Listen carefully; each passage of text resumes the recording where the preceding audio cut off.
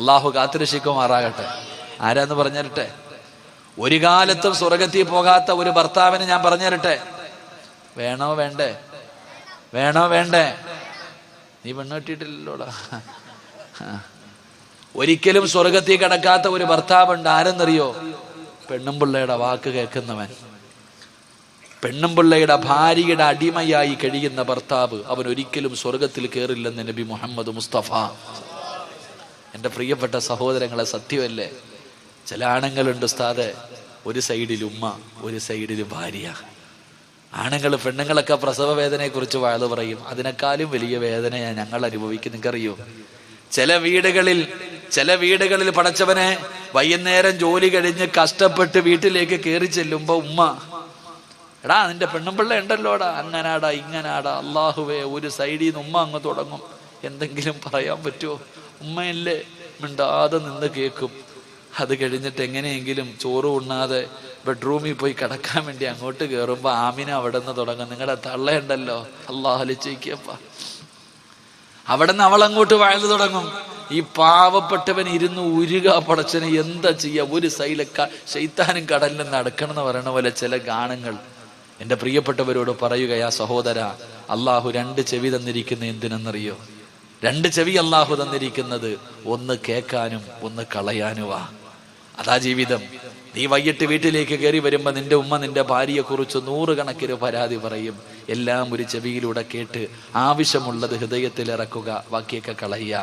അത് കഴിഞ്ഞ് ബെഡ്റൂമിൽ ചെല്ലുമ്പോൾ ഭാര്യ നിന്റെ ഉമ്മാനെ കുറിച്ച് 100 പരാതി പറയും. അതും കേൾക്കുക, ആവശ്യമുള്ളത് എടുക്കുക, അല്ലാത്തത് കളയുക. അള്ളാഹു ഈമാൻ തരുമാറാകട്ടെ. അള്ളാഹു നിനക്ക് അയ്യൂബ് നബിയുടെ പ്രതിഫലം തരുമെന്ന് നബി മുഹമ്മദ് മുസ്തഫ. ഭാര്യയുടെ ഇതൊക്കെ ഇങ്ങനെ സഹിക്കുന്ന ഭർത്താവിന് അള്ളാഹു അയ്യൂബ് നബിയുടെ പ്രതിഫലം കൊടുക്കുമെന്ന. പക്ഷേ എൻ്റെ പ്രിയപ്പെട്ടവരെ, നിങ്ങൾ ചിന്തിച്ചു നോക്ക്. പല വീടുകളിലും എൻ്റെ മക്കളോട്, എൻ്റെ സഹോദരങ്ങളോട് പറയാ, എടാ പെണ്ണെന്തും പറയും, നീ അത് ചെയ്യരുത്. നീ ഒരാണാ, നിന്റെ ഉമ്മയാത്, നിന്റെ വാപ്പയാത്. കെട്ടിയ പെണ്ണെന്തും നിന്നോട് പറയും. നീ ആലോചിച്ച് നോക്ക്. അള്ളാഹുവെ പടച്ചവനെ, നമ്മുടെ വാപ്പ, നമ്മുടെ ഉമ്മ രോഗം പിടിച്ചവർ വീടിൻ്റെ അകത്ത് കിടന്നൊന്ന് മൂത്രമൊഴിച്ച, ഒന്ന് കാഷ്ടിച്ച, അള്ളാഹുവേ, ഭാര്യ എന്തെല്ലാം പറയും, ഭാര്യ എന്തെല്ലാം പറയും. നീ ചിന്തിച്ചു നോക്ക്. ബോധമുള്ള ഒരു ഉമ്മ കട്ടിലിൽ കിടന്ന് മൂത്രമൊഴിക്കോ? ഒരല്പമെങ്കിലും ബോധമുള്ള ഒരാള് ബെഡ്റൂമിന്റെ അകത്ത് കിടന്ന് വിസർജിക്കുവോ? തന്റെ വീടിന്റെ അകത്ത് തുപ്പോ? തുപ്പില്ല. ബോധമുള്ളവർ ചെയ്യില്ല. പക്ഷെ രോഗം പിടിച്ച് ഓർമ്മയില്ലാതെ കിടക്കുന്ന നിന്റെ ഉമ്മ ഒന്ന് മൂത്രമൊഴിച്ച, ഒന്ന് കാഷ്ടിച്ച, ഭാര്യ വന്നിട്ട് പറയും, നിങ്ങളുടെ ഉപ്പാടെ ഉമ്മാടെ മൂത്രവും കാഷ്ടവും വാരാ, എനിക്ക് വയ്യ, എവിടെങ്കിലും കൊണ്ടുപോയി കളമനുഷ്യ. അള്ളാഹുവേ, ഈ പെണ്ണിങ്ങനെ പറയുമ്പോ ആ പെണ്ണിന്റെ വാക്ക് കേട്ടിട്ട് നേരെ ചെന്നിട്ട് ഉപ്പാടെ മുന്നിൽ കിടന്ന് ചാടുന്ന മക്കളുണ്ട്. ഉമ്മാടെ മുന്നിൽ കിടന്നുകൊണ്ട് ഉമ്മാനെ തല്ലുന്ന മക്കളുണ്ട്. എങ്ങനെ കഴിയുന്ന സഹോദര നിനക്ക്? നീ ഇത്രയും കരുണയില്ലാത്തവനായി പോയോടാ. എടാ, ഉമ്മ മൂത്രം ഒഴിച്ചാൽ കഴുകിയ വൃത്തിയാകുമല്ലോ. ഉമ്മാടെ മൂത്രമല്ലേ, ഉപ്പാടെ കാഷ്ടമല്ലേ. നിന്റെ ഉമ്മ ഒന്ന് വീടിന്റെ അകത്ത് തുപ്പിയ കഴുകടാ, തുടച്ചുകളാ, പൂവല്ലോ.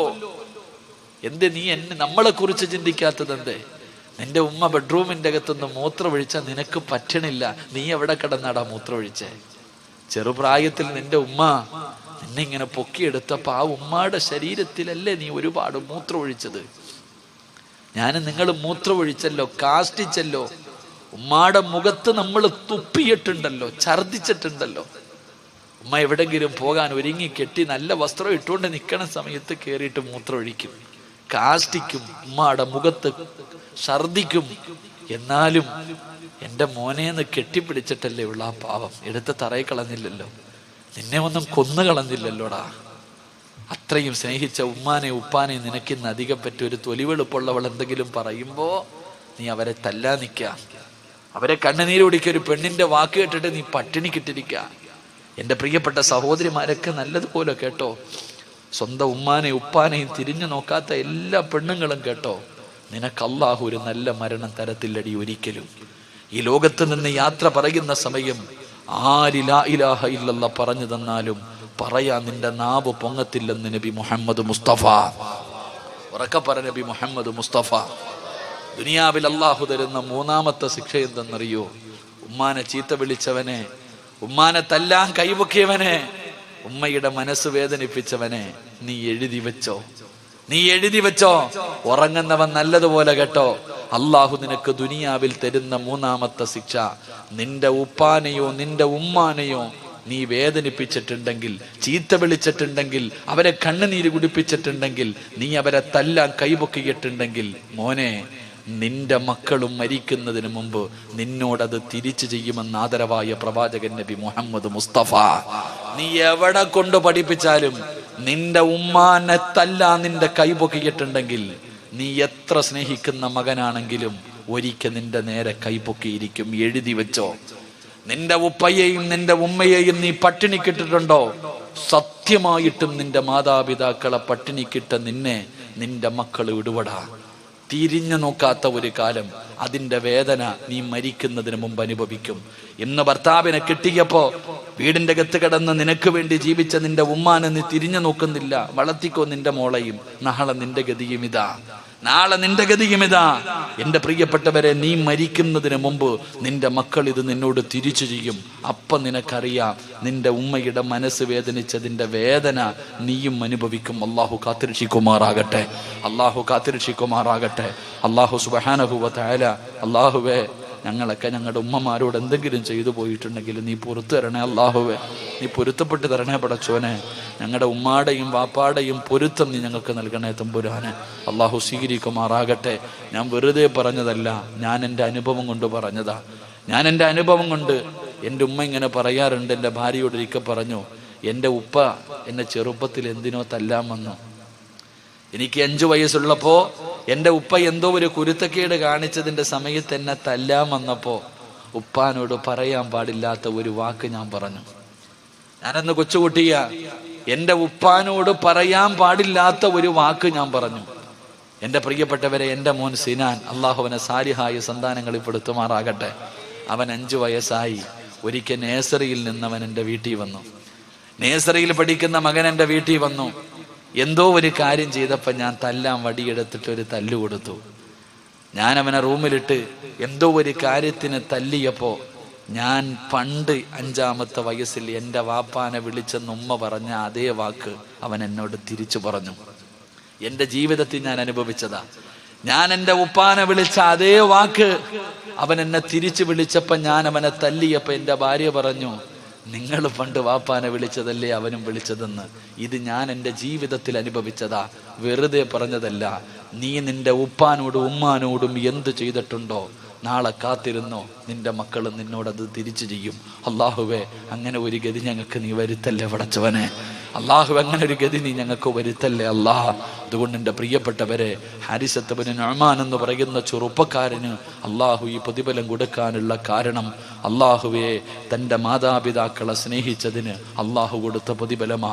അള്ളാഹു നമുക്കും സ്നേഹിക്കാൻ ഭാഗ്യം നൽകുമാറാകട്ടെ. ആ മാതാപിതാക്കളോടുള്ള കടമകൾ പാലിക്കാൻ അള്ളാഹു നമുക്ക് ഭാഗ്യം നൽകുമാറാകട്ടെ. അതുകൊണ്ട് എൻ്റെ പ്രിയമുള്ളവരെ, ഞാൻ നിർത്തുകയാ. എൻ്റെ പ്രിയപ്പെട്ടവരെ, എല്ലാവർക്കും അറിയാം, ഒരു 4 സെന്റ് വസ്തു ഒരു പാവപ്പെട്ട മനുഷ്യൻ സദക്ക കൊടുത്തു. അൽഹംദുലില്ലാഹ്, അതിൻ്റെ മുകളിൽ ഒരു ചെറിയ പള്ളി കെട്ടി. എൻ്റെ പ്രിയപ്പെട്ടവരെ, ഈ വയല് കഴിഞ്ഞ് എന്തെങ്കിലും കിട്ടിയാൽ ആ പള്ളിയുടെ മുകളിൽ കുറച്ച് കല്ലുവാരി വെച്ച് കെട്ടി. എൻ്റെ പ്രിയപ്പെട്ടവരെ, ഒന്ന് വാർത്ത് ആൾക്കാർക്ക് നിസ്കരിക്കാനുള്ള ഒരു സൗകര്യം ഒരുക്കി കൊടുക്കണമെന്നാണ് ഈ സംഘാടകരുടെ ആഗ്രഹം. അള്ളാഹു സാധിപ്പിച്ചു കൊടുക്കുമാറാകട്ടെ, അള്ളാഹു സാധിപ്പിച്ചു കൊടുക്കുമാറാകട്ടെ. ഞാൻ നിങ്ങളോടൊരു സദക്ക ചോദിക്കുകയാ. ആരും ഓടണ്ട. കാരണം സദക്ക എന്ന് പറയുന്നത് അള്ളാഹുടെ പള്ളിക്ക് കള്ളുകുടിയന്റെ പൈസ വേണ്ട, പലിശക്കാരന്റെ പൈസ വേണ്ട, അറബിയെ മൂട്ടിച്ചുകൊണ്ട് വന്നവന്റെ പൈസ അള്ളാഹ്ക്ക് വേണ്ട. അള്ളാഹുവിന്റെ പള്ളിക്ക് ഹലാലായത് മതി. എൻ്റെ പ്രിയപ്പെട്ടവരെ, ഞാൻ നിങ്ങളോടൊരു സദക്ക ചോദിക്കുകയാ. നിങ്ങൾക്ക് ആർക്കെങ്കിലും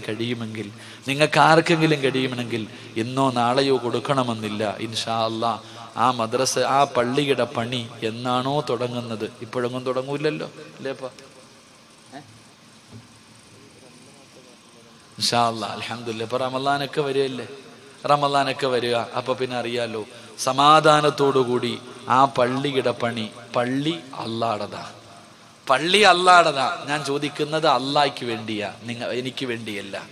പെൺകുട്ടികളെ കെട്ടിക്കാനോ യതീംഖാനകൾക്കോ വേണ്ടിയല്ല ഞാൻ ചോദിക്കുന്നത്, അള്ളാഹുവിന് വേണ്ടി ഞാൻ നിങ്ങളോടൊരു സദക്ക ചോദിക്കുകയാ. ഉസ്താദെ, ഞാൻ കൊടുക്കാം, എനിക്ക് അള്ളാഹ് ആയുസ്സും ആരോഗ്യവും നൽകിയ ഞാൻ കൊടുക്കാം. എൻ്റെ പ്രിയപ്പെട്ടവരെ, അള്ള തരുന്ന പ്രതിഫലം മാത്രം ഞാൻ പറഞ്ഞു തരാം കേട്ടോ. അള്ളാഹു തരുന്ന പ്രതിഫലം ഞാൻ പറയാം. എൻ്റെ പ്രിയമുള്ള സഹോദരങ്ങളെ, എന്തായാലും നമ്മളെല്ലാവരും ഒരു ദിവസം മരിക്കും. നമ്മളെല്ലാവരും എന്തായാലും ഒരു ദിവസം മരിക്കും. മരണത്തിന് വല്ലാത്ത വേദനയാ, മരണത്തിന് വല്ലാത്ത വേദനയാ എൻ്റെ പ്രിയപ്പെട്ട സഹോദരങ്ങളെ. അതുകൊണ്ടാണ് അള്ളാഹുവിൻ്റെ പരിശുദ്ധമായ ഖുർആന പറഞ്ഞത് മരണത്തിന് വലിയ വേദനയുണ്ടെന്ന്. മരണത്തിന് വല്ലാത്ത വേദനയാ എൻ്റെ പ്രിയപ്പെട്ടവരെ. കണ്ണു തള്ളി വായിലൂടെ പതയും നൊരയും ഒലിപ്പിച്ച് കിടന്ന കിടപ്പിൽ കിടന്ന് മലമൂത്ര വിസർജനം നടത്തിയിട്ടും മുഖം കറുത്തവരായി മരിച്ചു കിടക്കുന്നവർ അള്ളാഹു കാത്തിരക്ഷിക്കുമാറാകട്ടെ. എൻ്റെ പ്രിയപ്പെട്ടവരെ, നിങ്ങൾ ആരും 5 നയാ പൈസ വെറുതെ തരണ്ട. നിങ്ങൾ കൊടുത്താൽ അള്ളാഹു തരുന്ന ഒരു പ്രതിഫലം ഞാൻ പറയാ. മഹാനായ നബി മുഹമ്മദ് മുസ്തഫ, ഉറക്കെ മഹാനായ നബി മുഹമ്മദ് മുസ്തഫ സല്ലല്ലാഹു അലൈഹി വസല്ലമ തങ്ങൾ വഫാത്താകുന്നതിൻ്റെ തലേ ദിവസം റബീഉൽ അവ്വൽ 11 അന്ന് വൈകിട്ട് റസൂലുള്ളാഹി തങ്ങൾക്ക് പെട്ടെന്ന് എന്തോ ഓർമ്മ വന്നു. ആയിഷ ബീബി റളിയല്ലാഹു തആല അൻഹ അടുത്ത് വിളിച്ചിട്ട് പറഞ്ഞു, ആയിഷ, ഇന്ന സ്ഥലത്ത് കുറച്ചു പൈസ ഇരിക്കുന്നുണ്ട്, എടുത്തുകൊണ്ടുവാ. 6-7 ദിർഹം എടുത്തുകൊണ്ടുവരാൻ പറഞ്ഞു. ആയിഷ ബീബി റളിയല്ലാഹു തആല അൻഹ ഓടിച്ചെന്നത് എടുത്തുകൊണ്ടുവന്ന് മുത്തുനബിയുടെ കയ്യിൽ വെച്ചു കൊടുത്തു. റസൂലുള്ളാഹി സ്വല്ലല്ലാഹു അലൈഹി വസല്ലമ തങ്ങൾ ആ 7 ദിർഹം കയ്യിൽ വെച്ചിട്ട് കരയുകയാ. അള്ളാന്റെ റസൂലിനോട് ആയിഷ ബീബി ചോദിച്ചു, എന്തിനാ നബിയെ കരയണേ? ആയിഷ, ഇതെന്റെ കയ്യിലിരിക്കണ സമയത്ത് ഞാൻ മരിച്ചുപോയാ അള്ളാഹുവിനോട് ഞാൻ എന്തു പറയും? അതുകൊണ്ട് എൻ്റെ കണ്ണടയുന്നതിന് മുമ്പ് നീ ഇത് ആർക്കെങ്കിലും കൊണ്ടുപോയി സദക്ക കൊടുക്ക്. ആയിഷ ബീബി റളിയല്ലാഹു തആല അൻഹ അത് കൊണ്ടുപോയി കൊടുത്തു. എൻ്റെ പ്രിയപ്പെട്ടവരെ, അന്നത്തെ ദിവസം പ്രവാചകന്റെ വീടിൻ്റെ അകത്ത് വിളക്ക് പോലും കത്തിച്ചില്ല, എണ്ണയില്ലാത്തത് കാരണം. പിറ്റേ ദിവസം റബീഉൽ അവ്വൽ 12 മലക്കുൽ മൗത്ത് അസ്റായീൽ അലൈഹിസ്സലാം അള്ളാഹുവിൻ്റെ പ്രവാചകന്റെ മുന്നിലേക്ക് കടന്നു വന്നു. റൂഹ് പിടിക്കാൻ തുടങ്ങി. റസൂലുള്ളാഹി തങ്ങളുടെ റൂഹ് പിടിച്ചുകൊണ്ടിരിക്കുമ്പോൾ അള്ളാഹുവിൻ്റെ പ്രവാചകൻ പോലും വേദന സഹിക്കാൻ കഴിയാതെ അസ്റായീൽ എന്ന് പറയുന്ന മലക്കിനോട് യാചിച്ചു, അസ്റായീലെ, എനിക്ക് വല്ലാതെ വേദനിക്കുന്നു, ഒന്ന് പതുക്കെ പിടിക്കുവോ? അള്ളാന്റെ റസൂല് ചോദിച്ചു അസ്റായീലിനോട്, എനിക്ക് വല്ലാതെ വേദനിക്കുന്നു അസ്റായീലെ, ഒന്ന് പതുക്കെ പിടിക്കുവോ? ആ മലക്ക് പോലും പറഞ്ഞു, നബിയേ, എനിക്കിതിനേക്കാളും മയമായി പിടിക്കാൻ അറിയില്ല നബിയെ. സഹോദര, അള്ളാഹുവിൻ്റെ റസൂല് പോലും മരണവേദന സഹിക്കാൻ കഴിയാതെ കരഞ്ഞെങ്കിൽ നിന്റെ ഗതി എന്താണെന്ന് നീ ആലോചിക്ക്. എൻ്റെ ഗതി എന്താണെന്ന് ഞാൻ ആലോചിക്കാം. ഈ ഇരിക്കുന്ന ഓരോ മനുഷ്യനും ആലോചിക്ക്. മരണത്തിൻ്റെ വേദന നിന്നെ കൊണ്ട് എങ്ങനെ താങ്ങാൻ പറ്റും? അതുകൊണ്ട് സഹോദര, അള്ളാഹു പറയുകയാ, എനിക്ക് വേണ്ടി ആരെങ്കിലും സദക്ക നൽകിയാൽ ഞാൻ അവനൊരു പ്രതിഫലം കൊടുക്കും. അവൻ മരിക്കുന്ന സമയത്ത് വഅബ്ശിറൂ ബിൽ ജന്ന, അള്ളാഹു നിനക്ക് സ്വർഗം കാണിച്ചു തരുമെന്ന് ആദരവായ പ്രവാചകൻ നബി മുഹമ്മദ് മുസ്തഫ ഈ ലോകത്ത് നിന്ന് യാത്ര പറയുന്ന സമയം നീ അള്ളാഹുവിൻ്റെ സ്വർഗം നിന്റെ കണ്ണുകൊണ്ട് കാണും. വാപ്പാ, ഈ പള്ളിക്ക് കൊടുത്തതിന്, ഈ പള്ളിക്ക് ഒരു ചാക്ക് സിമന്റ് വാങ്ങിക്കൊടുത്തത്, ഈ പള്ളിക്ക് ഒരു കട്ട വാങ്ങിക്കൊടുത്തതിന്റെ പ്രതിഫലം നീ മരിക്കുന്ന സമയത്ത് കാണും. 2, ഈ പള്ളി നിന്നെ മറക്കൂല. ലോകത്തുള്ള സർവ്വ പള്ളികളും നാളെ സ്വർഗത്തിലാ. പള്ളിയെ സഹായിച്ചവനെ പള്ളി സ്വർഗത്തിൽ കൊണ്ടുപോകുമെന്ന് ആദരവായ പ്രവാചകൻ നബി മുഹമ്മദ് മുസ്തഫ സല്ലല്ലാഹു അലൈഹി വസല്ലം. അള്ളാഹു ഈമാൻ തരുമാറാകട്ടെ. ഞാൻ അള്ളാഹിക്ക് വേണ്ടി നിങ്ങളോട് ചോദിക്കുകയാ, നിങ്ങൾ 10,000-വോ 25,000-വോ 50,000-വോ തരണമെന്ന് ഞാൻ പറയുന്നില്ല. ഉസ്താദെ, ഇൻഷാ അല്ലാ ഈ പള്ളിയുടെ പണി തുടങ്ങുന്ന സമയം അള്ളാഹു എൻ്റെ കയ്യിൽ നൽകിയാൽ ഇൻഷാ അല്ലാ ആഫിയത്തും ആരോഗ്യവും എനിക്കുണ്ടെങ്കിൽ ഇൻഷാ അല്ലാ ഈ പള്ളിക്ക് വേണ്ടി ഞാനൊരു സദക്ക കൊടുക്കും. അള്ളാഹു ഭാഗ്യം തരുമാറാകട്ടെ. അള്ളാഹു ഭാഗ്യം തരുമാറാകട്ടെ.